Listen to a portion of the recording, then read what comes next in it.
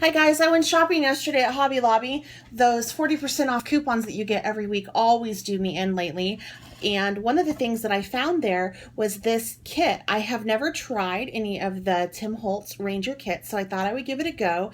I've seen the distressing crayons everywhere. I have a couple of the old sets from Stampin' Up, and I never really knew what to do with them. So I thought that this would be a great value to go ahead and use my coupon on this kit. It's $25. However, right now at Hobby Lobby this week, which is, gosh, I think the sale ends maybe on the 9th of November.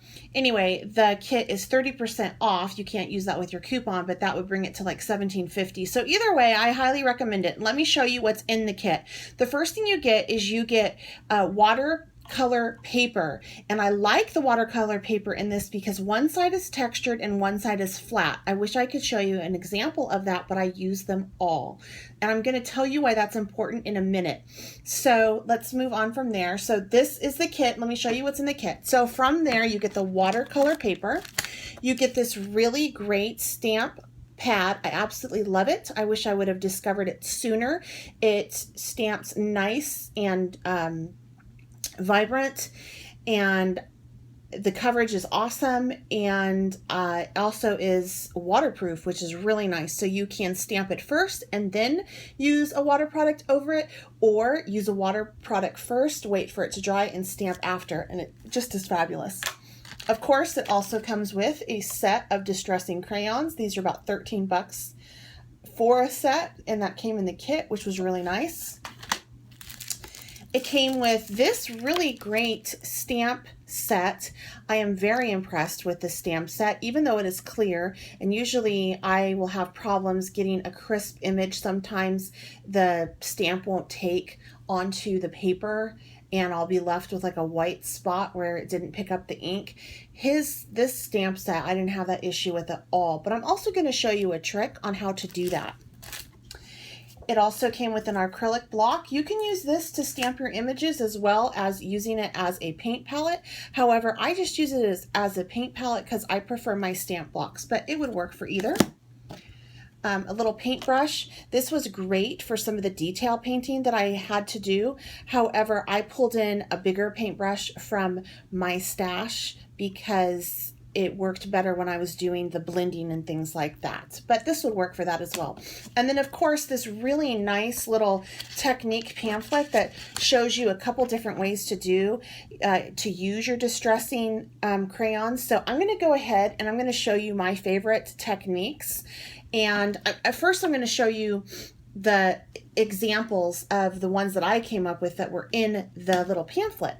So the first one was this, and basically what you do is you do just a strip of each color in a rainbow fashion. You run a brush that's wet over it, let it dry, pop your image on, pop your saying on, boom, you're good to go. I also added in some splatters with the new Distressing Splatter brush that I'm going to show you how to do. That's not part of the kit. However, you can distress, of course, or use the splatters using the distressing crayons in your old-fashioned way, which is basically tapping the brush, which also works. But I'm going to show you how to use the splatter brush because I'm pretty impressed with it. So this is one technique. This actually was my favorite example that I came up with, and it is a technique in there too where you basically turn your crayon into paint by adding water after you rub the crayon here, and I'm going to show you how to do this one today. And I'm also going to show you how to do this one today. The other technique was a shading technique in which you stamped an image, or you don't have to stamp an image, and you just ran the crayon a couple times, took your brush and ran it through some water, dipped in water, ran it down and let it shade out. So that'll be kind of fun on cards, I think. I like this. I prefer that one over this one, but it's just a preference.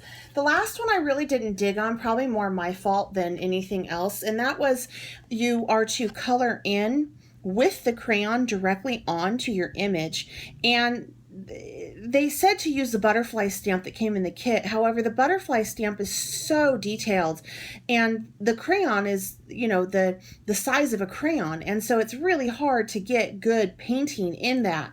And I'm kind of perfectionist when it comes to that. So what you're supposed to do is color in your image, then go over with your paintbrush dipped in water and watercolor it out, you know, and it's supposed to give you a detailed paint look. But clearly from mine, I'm just not that impressed with that. So I'm going to skip that one today with you. All right, so let's get started. The first thing I want to do is I want to show you how to do this one, which is kind of like the shading technique as well. So what we're going to do is we are going to take a piece of watercolor paper. I strongly recommend his watercolor paper. I don't have any. I have Prima. Prima is great, but for my next technique, it might not be as good as his because I'm supposed to use the flat side. So we shall see. So the first thing you're going to do is you are going to take and you're just going to run your crayon across like so, in that kind of pattern. Leave a little bit of space between each, and we're doing it in a manner kind of like how a rainbow would take effect. So after the green, we're going to put the yellow, because blue and yellow together make green, right? So that makes sense. Then we're going to do the orange, and then after the orange, we're going to do the red. Whoopsie. Okay. Now, as you can see, I did leave a little bit of space between each of them.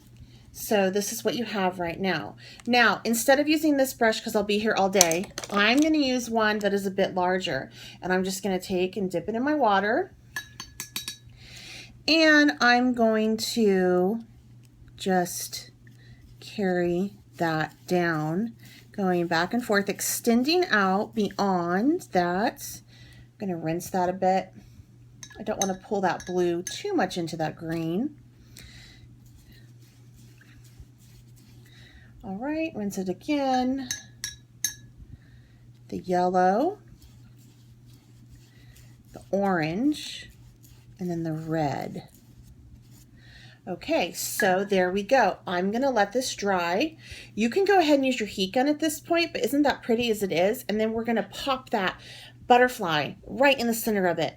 So we'll see if it's dry at the end of this so I can show you how to do this, but I'm not quite sure if it will be.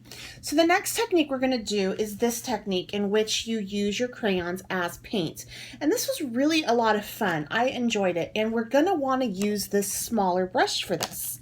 So what you're going to do is you're going to stamp your image, and I've already stamped my stem, but you're going to take a foam sheet, and you can get, this is a real thick foam, you can go ahead and get a foam sheet from the kids section of your craft store. That'll work perfect whenever you are going to stamp this type of image that is the clear image. You always want to have a foam sheet, and it just gives it that extra cushioning so you get a nice crisp image. So I'm going to go ahead and just stamp up this flower for you right now, and I'm going to show you what I'm talking about, and I'm going to pop it on this piece of paper. Now for this, the texture the texture cardstock or the texture watercolor paper is not really what is ideal. You actually want the flat side, so I wonder if a cardstock would work, but I'm just going to go ahead and use the textured watercolor paper by Prima because that's all I have on hand. So there we go. See how pretty that is? And the stem and the flower came with the kit. Everything did. So I want to paint my flower blue. So you're going to go ahead, and I actually, that's quite a bit. You're going to just rub it like this. You're going to color it on your block first. And then I want to do green for the stem. So what I'm going to do first is I'm going to first color in that stem, taking my paintbrush, dipping it in water. Then I'm going to mix it up right here. And if it's not dark enough, that is totally okay. We can go back over. And I'm just going to remove my foam pad first. I'm just going to go ahead and paint it on like you would paint on a canvas. I'm going to paint in that image, okay? So there you go. And I kind of like that consistency of that green. So I'm just going to take this on up, like so.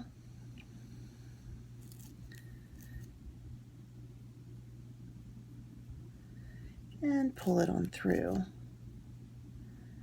Okay, now I'm going to do the blue so you can see how this blue works. And this is a chip sapphire is the blue, and he calls the green a peeled paint. Now I was a little bit too rough with my blue, so I'm probably going to pay for that, but that's okay. So I'm just going to blend that out. I'll be using the splatter brush with this next, so we'll just do that. And then this is just kind of what, see how dark that is? That's like a really vibrant, pretty blue. And you know, we can add a little bit more water to it to fade it out, which I'm gonna do here. But it really goes on just really nice. I really like this technique. So anyway, this is how you would paint with these distressing crayons. All right, so I'm going to set this aside and I'll finish this up later. The next thing we're going to do, it's one of my favorites, is we're going to do a splatter technique. And basically you're going to do the same thing that you did to color in your flower. You're going to combine water and your crayon on the acrylic. You're going to take this fun little brush. It's by Tim Holtz and it's actually a splatter brush. And you're just going to really mix it up really well. Okay, now this gets messy, just so you know, okay? So make sure you have a mat down and you don't care too much about your surroundings because, oh my God, it's gonna splat. And then, and this doesn't come in the kit, this splatter brush. I'm just doing this because it's fun. And I wanted to see if it would work, and it does. Take it up, and then you're gonna take your fingers and you're gonna pull it apart like this. And there it goes, and you can pull it apart like that. And you can layer that with some colors and so on and so forth, and it gives you that nice little technique. This is not quite dry enough yet to add our image, but just to remind you, this is what it's going to end up being. And you could even take and splatter some of your crayon over that. So if you want to try this, I highly recommend you go out and do it. The things in this kit that I absolutely love are the stamp pads. I'm going to go buy some more of those. I really also like the stamps, and I do like his watercolor paper. Now, you can also do these techniques with, if you have this, the old Stampin' Up! Watercolor Wonder crayons. These came out a couple years ago. This would do the same thing. Not as nice as these are. I do like how this is, how it's packaged, and just how you can roll it up and you can get a tip on it again. With these, you kind of can't. And then, of course, what else would work with this? These techniques I used with this are gelatos, which are these. Now, these, again, you have a tip on it that's more like a chapstick. So you won't be able to do everything you can with the distressing crayons. But if you don't have the distressing crayons and you want to try, you can definitely use what's in your stash. So that's all I have for you for now. I'm going to finish this up and I will chat with you later. Bye.